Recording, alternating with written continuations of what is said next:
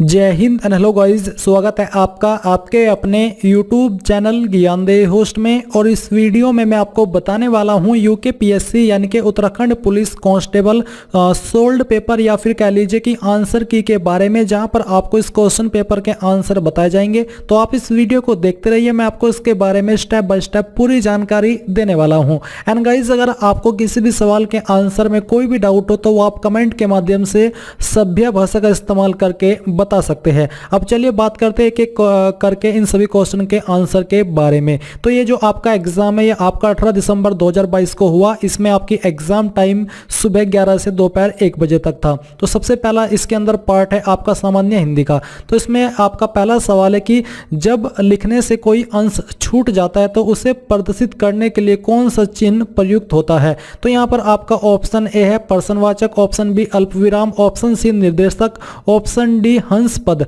तो आपका right answer है डी यानी कि हंस पद। सवाल नंबर 2 है भाषा की सबसे छोटी ध्वनि इकाई जिसके खंड न किए जा सके कहलाती है। ऑप्शन ए शब्द, ऑप्शन बी पद, ऑप्शन सी वर्ण और ऑप्शन डी वाक्य। तो राइट आंसर है आपका सी यानी कि वर्ण। सवाल नंबर 3 है अंतिम शब्द में कौन सा प्रत्यय है। तो आपका ऑप्शन ए है इक, ऑप्शन बी इम, ऑप्शन सी इमा, ऑप्शन सी इन। तो सवाल इसमें जो आपका राइट विकल्प है वो है आपका बी यानी कि इम। सवाल नंबर 4 है निम्नलिखित में से स्त्रीलिंग शब्द है। तो आपका ऑप्शन ए है नीम, option B Aravalli, option C जामुन, ऑप्शन डी चंबल। तो राइट आंसर है ए यानी कि नीम।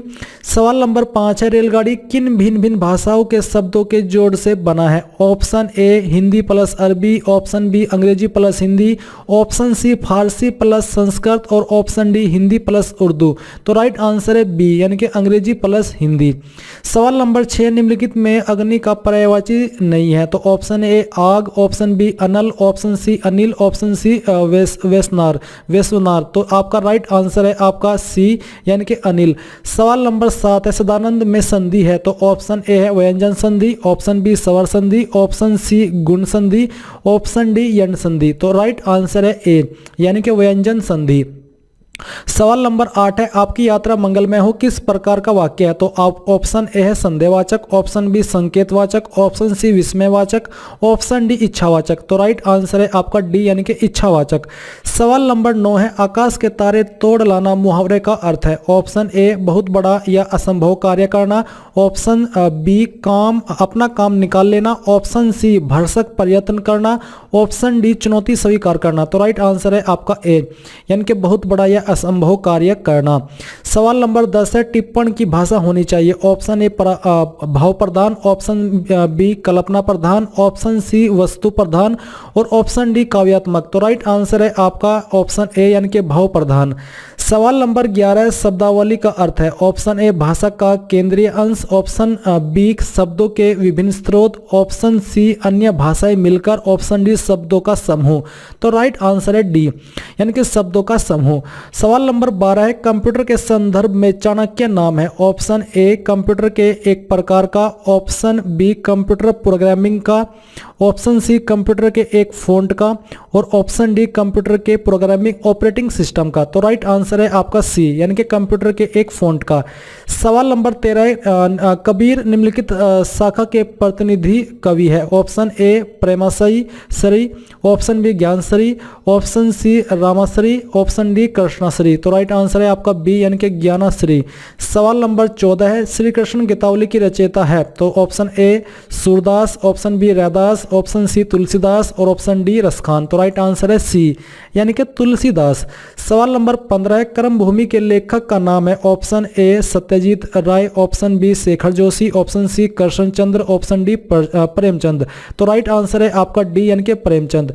सवाल नंबर 16 है हिम कृतिनी के रचयिता का नाम है। Option A Makhanlal Chaturvedi, option B Ramdhari Singh Dinkar, option C Dushyant Kumar और ऑप्शन डी भवानी प्रसाद मिश्र। तो राइट आंसर है ए यानी कि माखनलाल चतुर्वेदी।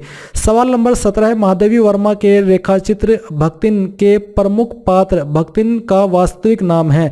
तो राइट आंसर है आपका सी यानी कि लक्ष्मण।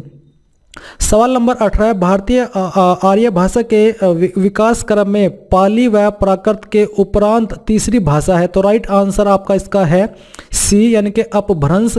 सवाल नंबर 19 है, कुमाऊनी बोली का प्रमुख क्षेत्र है। ऑप्शन ए पौड़ी और गढ़वाल, ऑप्शन बी नैनीताल और अल्मोड़ा, ऑप्शन सी नेपाल तथा काठमांडू और ऑप्शन डी मसूरी और शिमला। तो राइट आंसर है बी यानी कि नैनीताल और अल्मोड़ा।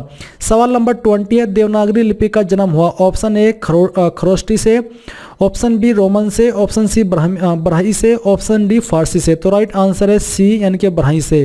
अब गाइज आपके सवाल शुरू होते हैं भाग 2 सामान्य ज्ञान और सामान्य अध्ययन के। तो इसमें आपका 21वां सवाल है, भारतीय उपग्रह कलाम सेट B2 के प्रक्षेपण की तिथि है। तो राइट आंसर है आपका बी 24 जनवरी 2019 में। अभी मैं आपको आपके क्वेश्चन को पढ़ूंगा और उसका आंसर बताऊंगा डायरेक्टली। जो विकल्प है वो आप वीडियो को पॉज करके पढ़ सकते हैं। सवाल नंबर 22 है, कोविशील्ड भारत की कोविड वैक्सीन का उत्पादन किसके द्वारा किया जा रहा है। तो आपका राइट आंसर है सी यानी कि सीरम इंस्टीट्यूट द्वारा। सवाल नंबर 23 है, गेहूं के दाने होते हैं। तो राइट आंसर है आपका बी यानी कि फल। सवाल नंबर 24 है, जस्टिस PC घोष का कार्यकाल पूरा होने के बाद लोकपाल के अध्यक्ष का प्रभार किसे दिया गया। तो राइट आंसर है ए यानी कि जस्टिस प्रदीप कुमार मोहंती। सवाल नंबर 25 है, निम्न में से किसे प्रथम लता दीनानाथ मंगेशकर अवार्ड 2022 से सम्मानित किया गया है। तो राइट आंसर है ए यानी कि प्रधानमंत्री नरेंद्र मोदी। सवाल नंबर 26 है, किस शहर ने 12वें डेफ एक्सपो 2022 की मेजबानी की। तो राइट आंसर है आपका सी यानी कि गांधीनगर गुजरात। सवाल नंबर 27 है, निम्न में से किसने जनवरी 2022 में आयोजित सैयद मोदी अंतर्राष्ट्रीय टूर्नामेंट में महिला एकल का खिताब जीता है। तो राइट आंसर है आपका ए यानी कि PV सिंधु।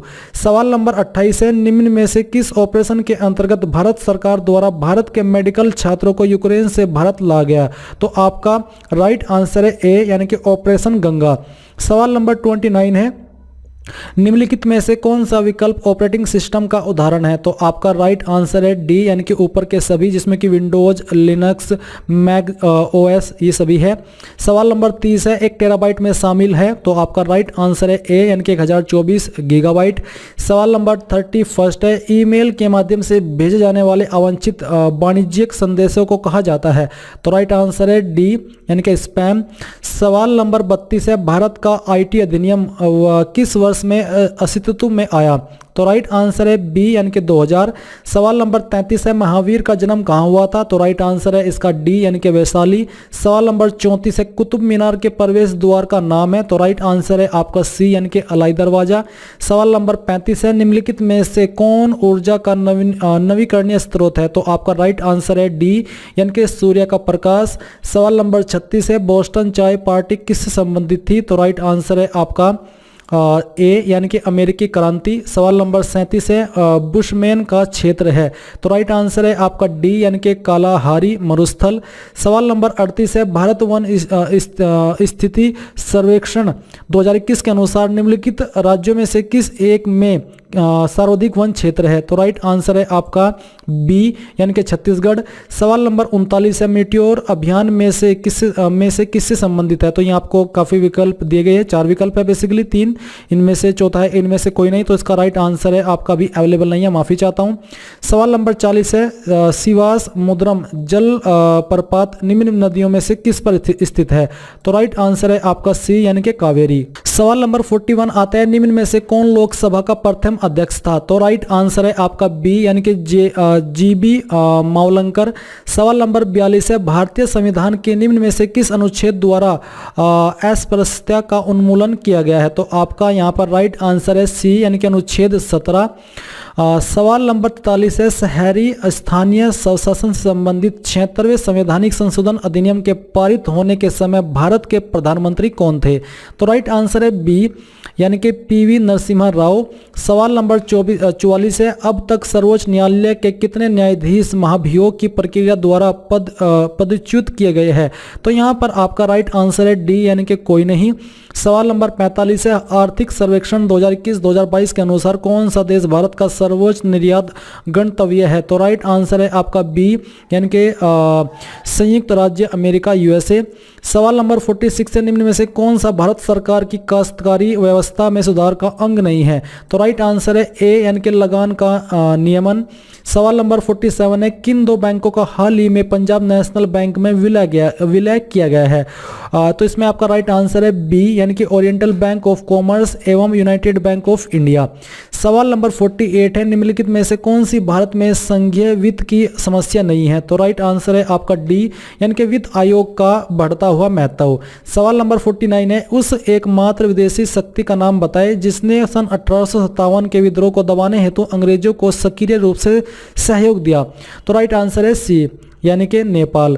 सवाल नंबर 50, अब ये जो आपके क्वेश्चन है ये मैथ के, इनमें मैं आपको सिर्फ क्वेश्चन के आंसर ही बताऊंगा, उनका हल नहीं बताऊंगा, हल आप खुद से ही देख लीजिएगा।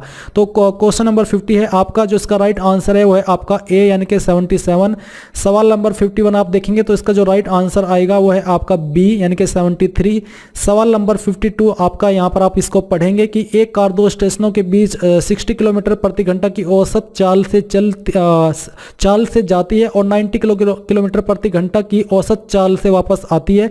पूरी यात्रा के दौरान कार की औसत चाल क्या है? तो राइट आंसर है आपका सी, यानी कि 72 किलोमीटर प्रति घंटा। सवाल नंबर 53 आप यहां पर पढ़ेंगे, जिसका राइट आंसर है वह आपका डी, यानी कि ई, ऑप्शन डी। सवाल नंबर आपका 54 है, इसका जो राइट आंसर आएगा वह है आपका बी, यानी कि 3:30। सवाल नंबर 55 आप यहां पर पढ़ेंगे, इसका राइट आंसर है डी, यानी कि 4। सवाल नंबर 56, गायों को और मुर्गियों के एक समूह में पैरों की संख्या सिरों की संख्या के 2 गुणों से 14 अधिक है, गायों की संख्या है? तो राइट आंसर है आपका बी, यानी कि 7। सवाल नंबर 57, दी हुई आकृति में त्रिभुजों की संख्या है? तो राइट आंसर है आपका, इसका भी अवेलेबल नहीं है। सवाल नंबर 58 का जो आंसर है वो है आपका डी। और सवाल नंबर 59, मानव नेत्र किसी वस्तु का प्रतिबिंब बनाते हैं? तो आपका राइट आंसर है डी, यानी कि दृष्टि पटल पर। सवाल नंबर 60 आप यहां पर पढ़ेंगे और जिसका राइट आंसर है वो है आपका ए, यानी कि 9/32। तो गाइज ये थे आपके इन क्वेश्चन के आंसर, ये पार्ट 1 है। अगर आप चाहेंगे कि मैं आपके लिए पार्ट 2 की वीडियो बनाऊं तो आप कमेंट के माध्यम से बता दीजिएगा। आई होप ये जानकारी आपको पसंद आई होगी। किसी क्वेश्चन में अगर आपको आंसर में डाउट है तो आप कमेंट के माध्यम से बता सकते हैं। तो अगर आपने अभी तक वीडियो को लाइक नहीं किया, लाइक करके चैनल सब्सक्राइब कर लीजिए और बेल आइकन ऑन कर लीजिए। Thanks for watching. जय हिंद।